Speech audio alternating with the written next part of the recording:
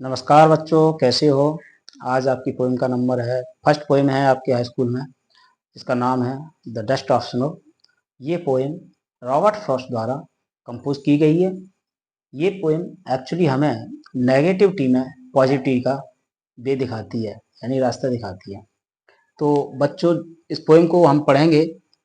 शुरुआत करते हैं स्टैंजा फर्स्ट से।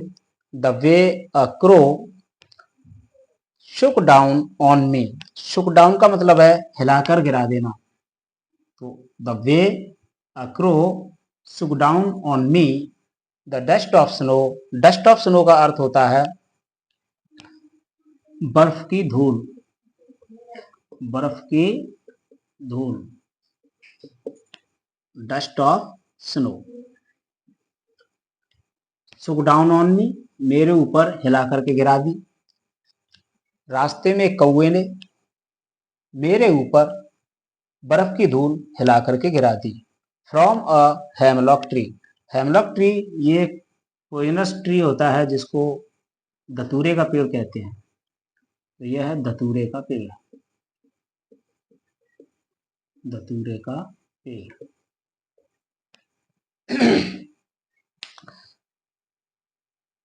तो एक स्नोई वेदर है जिसमें कवि जा रहा है रास्ते से। रास्ते में उसके सामने एक हेमलॉक ट्री है जिस पर बर्फ जमी हुई है।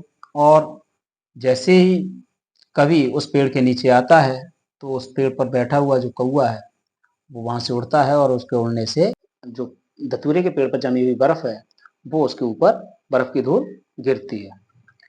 अब इसके गिरने से क्या होता है, इसका जवाब हमें सेकंड स्टेंजा में मिलता है। Has given my heart. इसने मेरे हृदय को दे दिया है। अ चेंज ऑफ मूड, मेरे मिजाज को। मूड होता है मिजाज।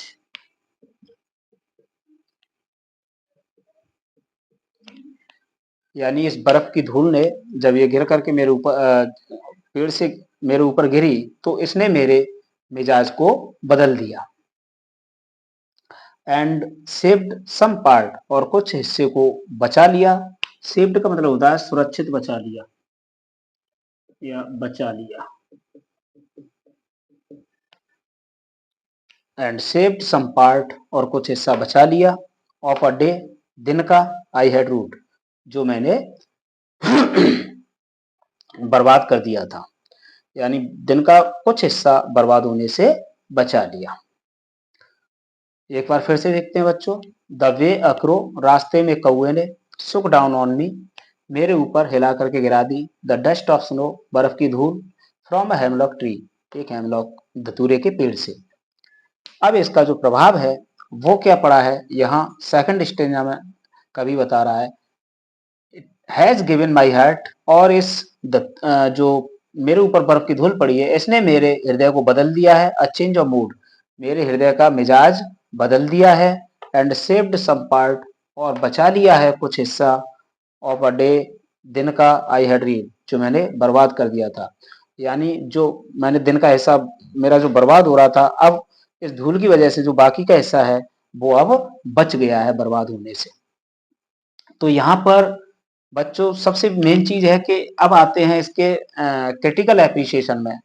तो सबसे पहले मैं बताऊं, पहले आते हैं राइमिंग वर्ड्स में। यहाँ जो क्रो है वो स्नो से राइम कर रहा है। अर्थात जब पहली लाइन को हम बताते हैं राइमिंग स्ट्रक्चर में तो उसे हम ए से रिप्रेजेंट करते हैं। और जो मी है ये इसका जो राइम हो रहा है वो ट्री से हो रहा है। तो यहाँ पर जो राइमिंग स्कीम है वो ए बी और ए बी है। इसी तरीके से दूसरे स्टेंजा में हम चलते हैं तो देखते हैं कि हार्ट। हार्ट ये है राइम कर रहा है पार्ट से। Heart part.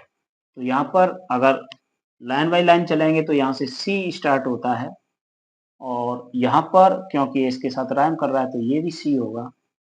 और जो मूड है वो रूट से कर रहा है, तो मूड है इसे हम डी से रिप्रेजेंट करेंगे तो इसका जो राइम बनेगा वो भी डी कहलाएगा। अर्थात ए बी और सी डी, ये राइम बनता है इस पोएम में। छोटी सी पोएम है लेकिन इसमें मैसेज बहुत तगड़ा है। और मैसेज ये है कि यहाँ हम इंस्पिरेशन ले सकते हैं छोटी-छोटी चीज़ों से भी। जब हमारा समय सही नहीं होता है, जब हम उदासीन होते हैं, तो कुछ ऐसी प्राकृतिक घटना हैं जो हमारे मिजाज को बदल देती हैं और हमारे जो बाकी का जीवन है, उसको सकारात्मक ऊर्जा से भर देती हैं। तो अब दूसरी चीज़ आती है पूरी पोएम क्योंकि एक पिक्चराइज़ेशन बना रही है, तो यहाँ पर एक फिगर ऑफ स्पीच बनता है जिसका नाम है इमेजरी। तो ये इमेजरी कहलाती है। दूसरी चीज़ यहाँ पर कुछ नेचुरल एलिमेंट्स हैं, जैसे कि क्रो। ये जो क्रो है यहाँ पर, इसको एक सिंबल माना जाता है ईविल का या फिर एक बैड लक का। लेकिन यहाँ पर इस क्रो की वजह से, इस कौवे की वजह से लेखक के साथ अच्छा हो रहा है और इसलिए यहाँ पर जो क्रो है, वो सिंबलिज्म के अंतर्गत आ रहा है। और इसी तरीके से दूसरी चीज़ आती है डस्ट ऑफ स्नो, यानी बर्फ की धूल।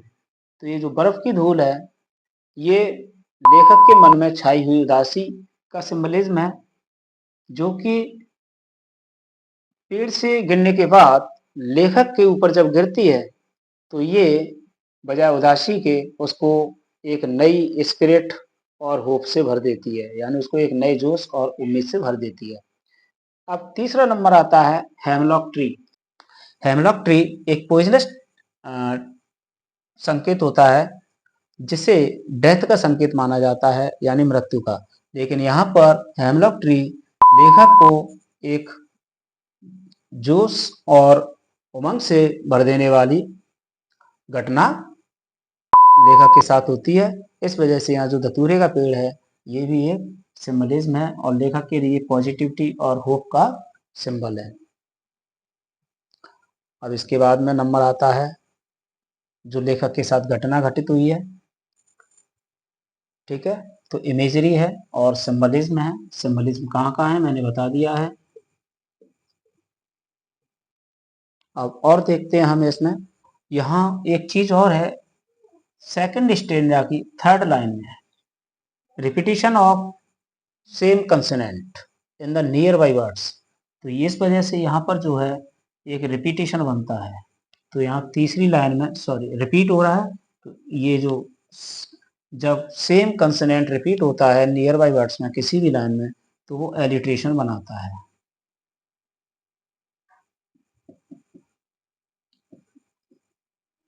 तो इस तरीके से ये पोएटिक डिवाइसेस बने, एलिट्रेशन, इमेजरी एंड सिंबलिज्म। बाकी यहाँ पर राइमिंग वर्ड्स, जो राइमिंग स्कीम है वो ए बी और राइमिंग वर्ड्स हैं crow rhymes with snow, me rhymes with tree, ऐसे ही हार्ट राइम्स विद पार्ट और मूड राइम्स विद रूट।